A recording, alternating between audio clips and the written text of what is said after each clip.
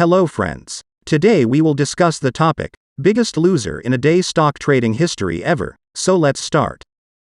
If a stock has generally been doing well and is currently seeing a decline in its daily performance, it may be a statistical blip or a somewhat impactful piece of financial news that's spurring the loss. But if a stock has been in decline for days, weeks, or months, there may be more serious problems going on, and based on other pieces of financial analysis and market data, that may tell investors to either stay away, or to buy it up while the price is low. The company which faced biggest crash in history is the Dow Jones Industrial. It average rose from 63 points in August 1921 to 381 points by September of 1929, a six-fold increase.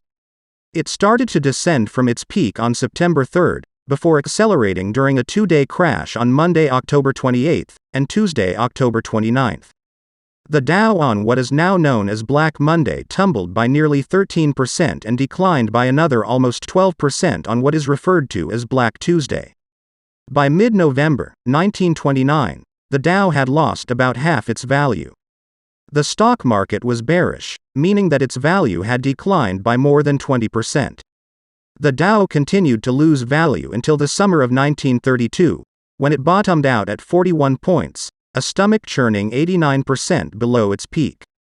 The Dow didn't regain its pre-crash value until 1954.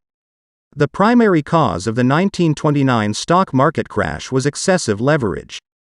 Many individual investors and investment trusts had begun buying stocks on margin, meaning that they paid only 10% of the value of a stock to acquire it under the terms of a margin loan. The investment trusts also often purchased shares of other highly leveraged investment trusts, making the trusts' fates highly intertwined. Consumers, too, increasingly purchased items on credit. When the debt bubble burst, it caused the greatest stock market and economic crash in modern history. Playing the inventory marketplace is meant to be approximately winners, as a minimum one could suppose, given all the fantastic pleasure across the upwardly trending securities of Wall Street.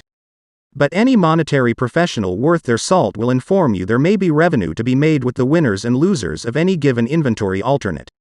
In reality, investing in stocks of the biggest stock losers can yield massive earnings. What buyers need to know to increase earnings.